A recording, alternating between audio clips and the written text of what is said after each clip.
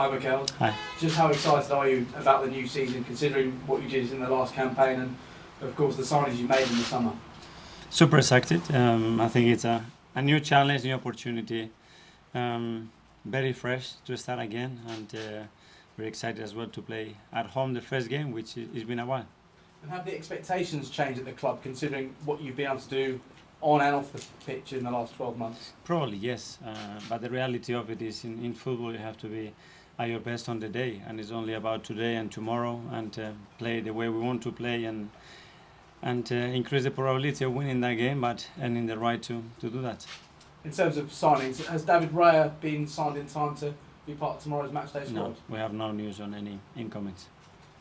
Is his signing, if and when it is confirmed, a sign that you really want the highest possible competition for places in every single area of the pitch?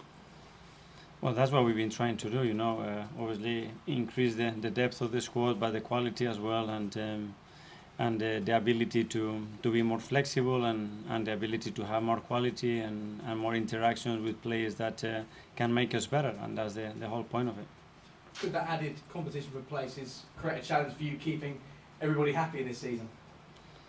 Well, I think you have to treat everybody with the sense that it's important, and you have to make them important. In order to that, at the end, they have to play football matches. In football, it's a collective sport, and only 11 players play, and there's another 11 players most of the time that they are not happy with the situation. Is how they deal with that, and how they accept their role, because it's going to change. Every 3 days, you're going to have a game, and that's going to change. And as well, it tells you a lot about the human being and the profession, not only when you are playing but when you're not, what actually is your contribution to that team, whether it is not to play at all or to play when it's needed to help the team to win the games. And then I want players that really have the feeling that they are happy when the team wins, regardless what, because this is a team sport, and that's what we have to build. Do you think you'll try to bring in any more players before the end of the window? At the moment, we are not planning to do anything, but the window obviously is very unpredictable. Things can happen, things that probably we don't wish. So at the moment, we are happy with what we've got. And from a fitness perspective, are you able to welcome back Jorginho and Zinchenko for tomorrow's game? Yeah, I think everybody's going to be available. Obviously, we have Mo still out, and we have Gabriel Jesus still with an injury, but the rest should be fine. And finally, for me, on Gabriel Jesus, any closer to knowing if and when he will be back and ready to compete for you again? It's a bit early still, it's only less than 2 weeks since his operation. He's doing really well, to be fair, and next week hopefully he can start on some activity, but it's something that we want to be cautious and make sure that he comes back in the right way. For Charlie from the Premier League. Welcome back.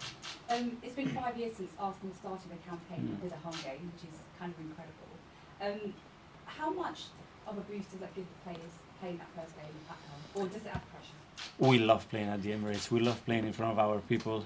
We have created an incredible atmosphere, and the boys and everybody, I think, can wait to be there tomorrow, ready for the kickoff and put the performance that they deserve and we want to do. Forest, of course, beat you on the penultimate weekend of last season. I mean, how tough of a game are you expecting tomorrow? Yeah, and they did it in a really clever way, and they deserve on the day to get the points. And tomorrow we're going to have to play better and deserve more. It's a team that is extremely well organized, and what they've done last season, especially the way they started and how they adapted to the league and their qualities is remarkable. So they've done really well. Going back to the title, obviously it's the first game of the season, but obviously people are expecting you to be involved in that title race again this season. It's been 20 years since Arsenal last won the Premier League title. What is the confidence in the camp after what you did last season and also winning the Community Shield that you can go again and challenge? If we start on the first fixture to talk about the Championship, we're going to burn our energy. We have to focus about doing what we have to do to earn the right to win matches, and that's it, and go game by game. And just one more for me. It concentrates on really the centre-forward position. You've got some options now this season. Gabriel Jesus, of course, is out for the next couple of weeks, so we're not sure when he'll be back. What kind of factors are you taking into account as to who you play tomorrow and in the next couple of games? A lot. First of all, how they train. I think the state that they are in, the feeling that I have with them, how they react as well to certain decisions as well. I think is really important, and then building relationship that regarding the opponent's qualities and the setup that can empower our qualities to help us to win the game. Thank you. Rafi from talkSPORT. Hi Mikel, Hi. hope you're well. You spoke a lot last season about you bringing energy to this Arsenal side. So what have you noticed in and around the training ground this week after winning the Community Shield last weekend against Manchester City? That winning is the best energy booster that exists, you know. It was great, everybody was so happy. I think it raises the confidence and the trust level of everybody that we can do. But understanding as well that there are a lot of things that we must do better, that we can still play much better, and that the first game is going to be a completely different story, very different context, and that we're going to have to be really ready for that. Last week was the first time you experienced the new rules, and Rafael Varane and Rudiger have been very outspoken this week about the amount of games that players are having to play now, and games being longer. What do you make about that, especially as you've got quite a young side, and like Bukayo Saka played quite a fair amount of games last season? No, I understand that we needed to tweak certain rules, and I think what the referees have done, or the association, to try to improve the quality of the games that we've seen, I think is a really positive thing. I think there are things that we have to get used to it. I mentioned it after the game, and we need to work on them and adapt. It's been 20 years this season since the Arsenal Invincibles. Obviously you've got Edu here, David Seaman's now here involved in the youth team. How important is it to have those people who have had that winning experience back in and around the Arsenal team? Well, with the incredible history that we have and that group of players have, and the experiences that they had together, you know, to put them at the service of the club, on those players and the staff to help us to become better, I think is something that we must do. I think we are trying to bring that back in the best possible way, and I think we made some important steps on that sense. And lastly, can that be repeated, or what can you try and learn from the Invincibles and try and take into this Arsenal side?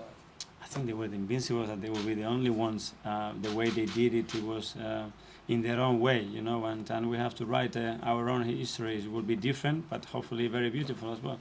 Thanks, Matt. Mark from GM. I'm sure at the start of last season, most people outside the club would have been surprised. They wouldn't have been tipping Arsenal, I suppose, to go on the run you had towards the title. Is there a different pressure going into the new season? Because everyone suddenly thinks you're going to be up there again this year. Is there a different pressure on you and the players? I think it's excitement. You know, this is what we want to be, and building a team that has the belief and the quality to be fighting for those places. And the competition this year is going to be even harder than last year. You see a lot of teams, the movements that they make, and you have to expect something different of them. So we're going to have to be much better still than last year, and this is the way we are preparing to try to seek for that. A lot of teams, some of them your rivals, the Premier League starts tonight, they still don't know if they're going to have their best players available, they still don't know if they're going to get players through the door. You finished, Declan signed on the 15th of July, so getting your business done so early, does that give you an advantage, especially at the start of the season? I don't know, we've done it and we had the intention to do it. Sometimes it's possible, sometimes it's not, but we try our best, and we just have to focus in what we can do, the reasons why we've done it, and try to maximize the resources that we have. Does it make it easy though, because they've obviously played a few games for you, they've learned how you want to play? I think it definitely helps, especially the player and the environment and getting set. Obviously for coaches is important. I think for media, for commercial, for the clubs as well, especially when you go on tour, to be set and have all the players that you're going to have during the season. So I think it was something very positive for us. Mark from the Athletic. Hi, Mikel. Hi. At the end of last season, you said there were certain players you maybe wanted to get more out of because maybe we didn't see the best of them. And I think this pre-season you've been a bit more experimental with your lineups than say last year. Is that a reason behind that, to kind of get them in the rhythm for the season? Yeah, because they deserve opportunities, you know, and we have to put them in the right positions, and we have to put them next to the right players as well, that we can make fair judgments as well of those performances, and we're going to try to do that much more this season. And with a lot of players who can maybe fill in similar positions but give different qualities, how, I guess, big is that for you in terms of changing games, the momentum of games during the game? Having that ability is something as a coach that you really want, and you saw that the other day in the game. And the moment we changed the game, we changed our formation, and we brought some some quality plays on the pitch with a different freshness and a lot of creativity. Other things started to happen in the game, and at the end, Leo scored the goal, Fabio scored the winner, and those finishers are going to be really, really important. Qatar Football London. Hi, Mikel. You turned down a bid for Flo Balogun from Monaco. Is that because you want to keep him? I cannot talk about internal things, guys. Sorry. And obviously there is a massive number of players in the squad still at the minute. Just in terms of the sheer numbers point of view and planning training sessions and lots of players who potentially have their futures elsewhere, is that difficult for you now at this stage of the season when you're trying to focus on the start of the Premier League, but you also have to do day-to-day training? They are our players, and we have to look at in the best possible way, you know, and they have to be treated in the best possible way. And it's true that sometimes in certain exercises too many players, but we have to adapt. It always happens in this window, and it's part of the plan to be flexible and be understanding of the situation. On AM, on DAB, via the talkSPORT app and on your smart speaker. talkSPORT.